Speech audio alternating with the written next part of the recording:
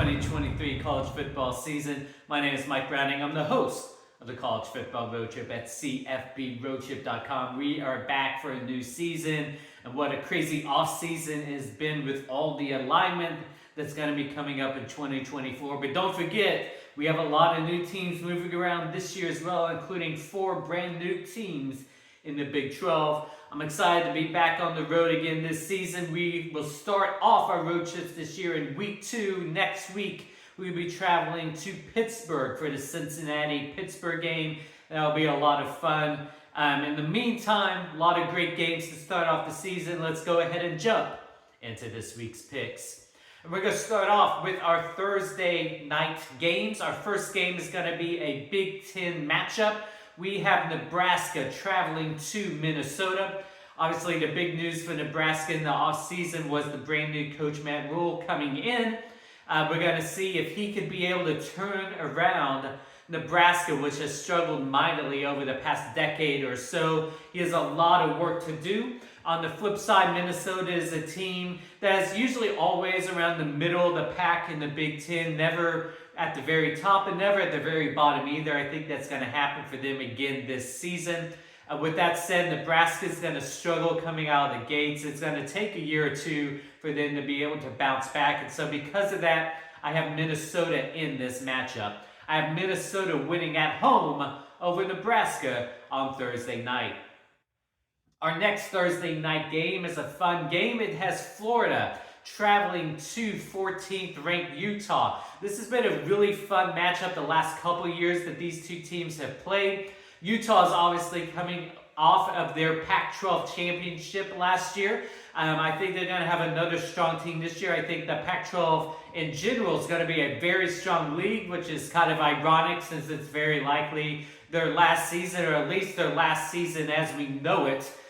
Florida is a team that has struggled again over the past couple years. They haven't been as mighty as they've been in the past. Because of that, because of the fact they've had to travel a little bit because of the hurricane and came to Dallas for an extra day, I think it's going to throw them off their game a little bit. I think Utah's just going to be too strong for them. I have Utah winning at home over Florida on Thursday night. Next, let's start off with our Saturday matchups. We're going to start off with the Mountain West at Big Ten game. We have Fresno State traveling to Purdue.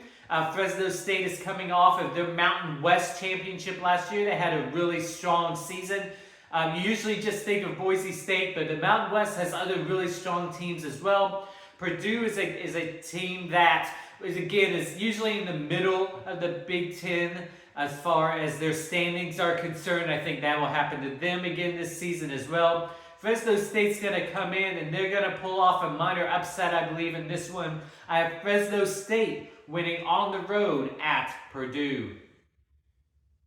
Our next matchup is a matchup of the Carolinas. We have 21st ranked North Carolina playing South Carolina in Charlotte.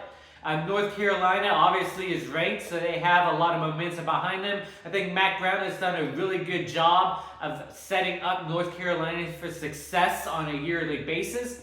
On the flip side, you have South Carolina that really came on strong at the end of last year. First with their upset win of Tennessee, followed by an upset win over Clemson, followed by a very strong bowl showing. I think the momentum is going to carry over to this year. They have a lot of strong pieces coming back. So because of that, I'm going to pick them with a minor upset in this one. I have South Carolina beating 21st ranked North Carolina in Charlotte. Let's go to another matchup that has a lot of hype behind it just because of one single individual, and that's Colorado traveling to 17th ranked TCU. Obviously, Colorado has all the hype because of Deion Sanders coming in to being Colorado's new head coach.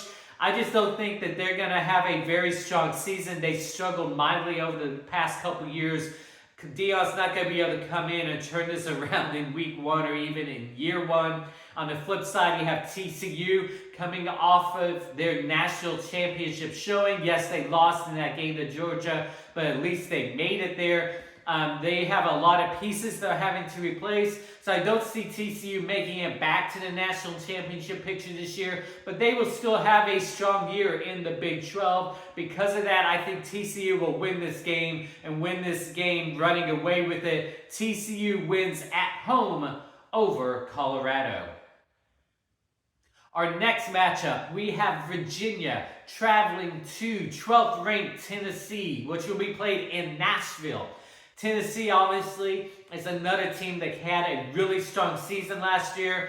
Josh Heupel came in and has really helped turn Tennessee around. The question is, can they keep that momentum going this year? On the flip side, we have Virginia, which struggled at the pretty much all season last year, but obviously had their last couple games canceled last year after the shooting that occurred that killed a couple of their players. The question is, will Virginia have any momentum going into this year? You know they're going to want to play strong, especially in week 1. Unfortunately, Tennessee's just going to be way too strong of an opponent for them. I think Tennessee is going to pull away in the second half.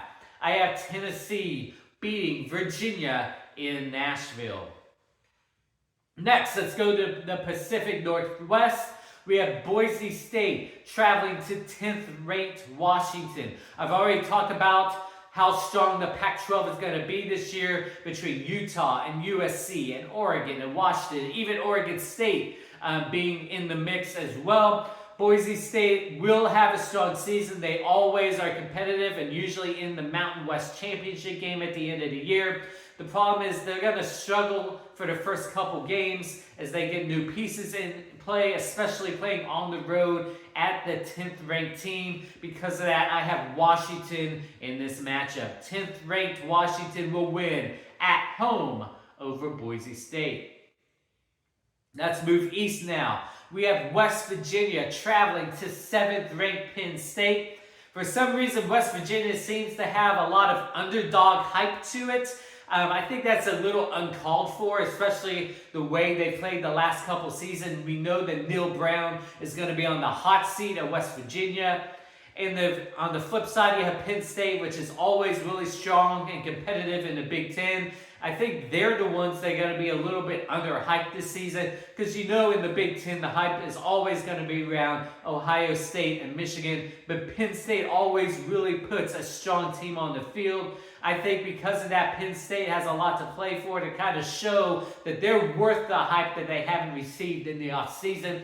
Because of that, I have Penn State in this matchup. 7th ranked Penn State wins at home over West Virginia. Next, let's go to our strongest matchup of the entire weekend. It's going to occur on Sunday night.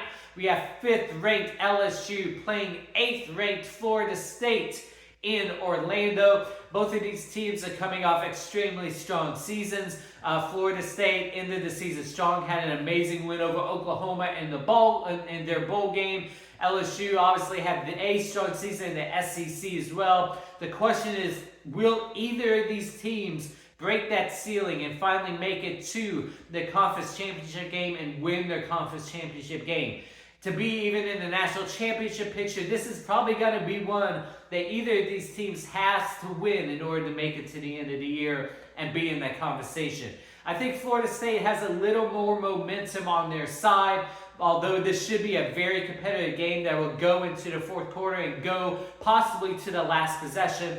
But I have Florida State in this one. Florida State over LSU in Orlando on Sunday night.